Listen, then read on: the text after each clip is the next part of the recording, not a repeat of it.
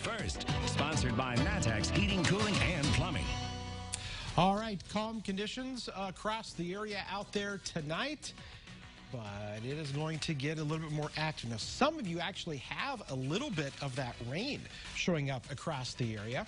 Let's go ahead and take a look and see what's happening on the Storm Tracker Doppler radar right now. And we've got some showers down in parts of Champaign, Vermilion County. You can see St. Joe right along I-74, some of that rain. And then to I-72, south of Whiteheath, those light showers continuing to move across the area.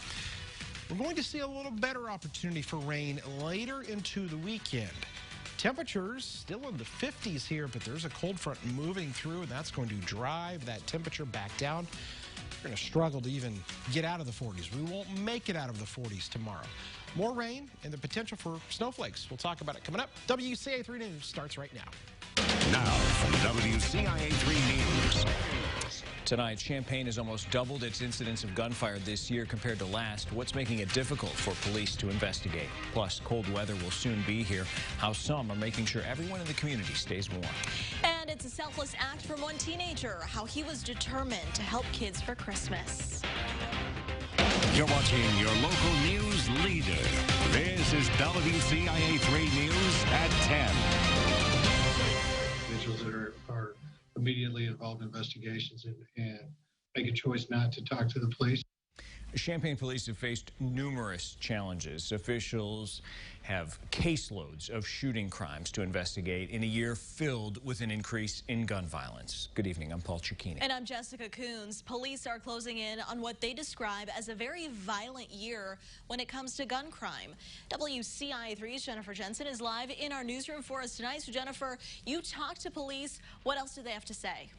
Jessica, there's been a significant increase in shootings so far this year compared to last. When we talk to people at each shooting scene, they ask us many questions about what police are finding in their investigations. So tonight, we spoke with Champaign police to get their perspective on the severity of these cases. You live in fear every day because actually it's going on a lot. People have heard gunshots outside their homes. Some hold on to their loved ones, hoping nothing bad will happen to them. It's not safe. It's just not safe. In Champaign, there were 100 shooting incidents in 2019. This year to date, there have been 171 shooting incidents. 7 people have been killed by gunfire, ranging from ages 16 to 34. The amount of shootings has been problematic this year. Lieutenant Matthew Henson with CPD says they can't pinpoint a widespread connection between all of the shootings. There's no isolated event or one major theme we can look to that says this is the catalyst for all of these shootings, unfortunately. So that makes it more complex as we investigate these because we do have to look at them individually. A lingering question people have at many shooting scenes is where people get the guns. Some people may obtain firearms through family members that have FOID cards. Some firearms could be obtained through illegal means, whether they're bought off the street or stolen maybe in a burglary or a burglary to motor vehicle. For the families of those who were killed, it's been devastating. That's why Maurice Hayes founded an outreach group called Hood Vision Neighborhood Transformation. The community in itself is hurting because it's too prominent now. We got to learn how to heal from those wounds, close those wounds as best that we can, then figure out a better way and a better solution to come together. His team works with families affected by gun violence to comfort them and to mentor people who could get involved in shootings themselves. We try to show them that even through the worst situation and circumstances, you can still be successful, you can still be greater than what your circumstances are, you can still be a person that doesn't conform to the negativity that's so prevalent around us. Champaign police said this year they've had more officers patrolling the neighborhoods that experience the most gun violence. But they say one of the most important things people can do to help solve these crimes is to work with officials if you have information about what happened. This can be done anonymously through Crime Stoppers or by contacting police directly. In the newsroom, I'm Jennifer Jensen, WCIA 3, your local news leader. All right, Jennifer, thanks for breaking that down tonight. Decatur has experienced a similar increase in shootings so far this year. Through October, there were 137 shooting incidents compared to a total of 83 last year. There have also been 7 homicides so far this year. We have more details about a murder suspect who was released from custody. His attorney says he plans to surrender. Darian White was arrested and charged last year for the murder of 16-year-old David Sankey. He was shot and killed in Champaign in 2018. White was sentenced to IDOC on an unrelated case in Champaign County. The sheriff says there was a mix-up with paperwork and White was released. The mother of the victim says she's hoping White will turn himself in.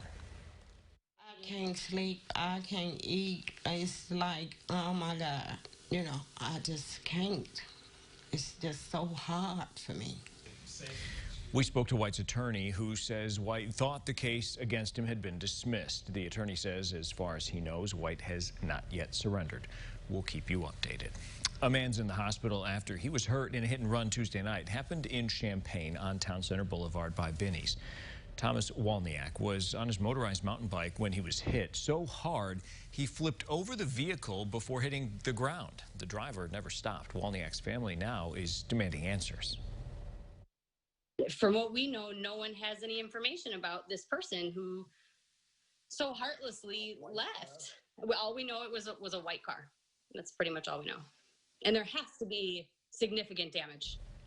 Walniak has 2 surgeries coming up. He has a broken leg, ankle, arm, and wrist. A special prosecutor has dropped a case against State Representative Carol AMMONS. This move comes nearly 10 months after an accusation of retail theft.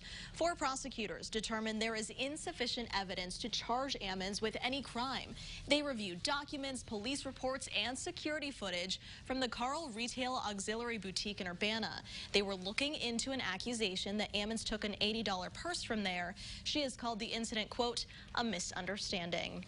New COVID-19 mitigations are officially in effect for Illinois. This comes as hospitalizations are still rising. The state is also testing more people than ever, and critics of the governor's mitigation plans are calling for the positivity rate threshold to change. But he says that is a complete non-starter. We don't think we're going to hit 8%. This is when we were at 3.5% and 4%. We're not going to hit 8%. That's just going to be a fail-safe. I used that word a lot back then. 8%. Well, gosh, now we're at 16. I mean, in some places, 19%. The state's top doctor says hospitalizations across the state have doubled in less than a month. As for those mitigations, they affect several industries and businesses. Bars and restaurants must suspend indoor service if they haven't already. Entertainment venues, including casinos, movie theaters, bowling alleys, and more, must close. Retailers, hotels, salons, and spas have capacity limits and other restrictions to follow. Carl Hospital says these efforts could help hospitals avoid reaching or exceeding capacity across the state. I think we do feel a bit of a new sense of urgency, with regard just to the last 3 weeks or so where we've seen a rise in numbers. And we think that, it is a critical juncture right now in our fight, and we need everyone doing their part. There are 67 people at Carl hospitalized with COVID-19. That's double the number of people in September. Carl says it's made changes to continue allowing for more space. Officials are hoping those mitigations will curb rising COVID-19 cases. More than 13,000 new infections were announced today. The good news, the positivity rate is down to 13.4%, but hospitalizations are up, exceeding 6,000. Nearly 1,200 people are in the ICU and more than 600 on ventilators as of last night. 126 more people have died, including 11 in central Illinois. That total is now more than 11,300. New for you tonight, the U of I says it will help the Champaign-Urbana Public Health District in any way necessary for vaccine distribution. The health district will coordinate distribution whenever vaccines are available, but the university says it will help in whatever capacity needed as well. That includes storing vaccines in special freezers or administering vaccines to faculty, staff, and students whenever public health says they are eligible to receive it. And the pandemic is also changing how U of I students are graded. Their GPA won't be affected if they fail a course this semester. Instead, they'll have the option to convert that grade to a no record COVID designation, and they will not earn credit for that course. Students will also have until the end of exams to drop a class. Here's an update on the casino in Danville. The mayor says the city submitted its new application today to the State Gaming Board. The proposed name for it is Golden Nugget. It's planned to be built on Eastgate Drive off Lynch Road. The Gaming Board said in October it's delayed approval for new casino applications, so it could be months before Danville's is approved. One good deed created others. How a teenager's desire to help children snowballed. Plus, this isn't your average fence. How it's a sign of community members helping one another. And the pandemic is not keeping spirits down in this city. How they are literally lighting up the night.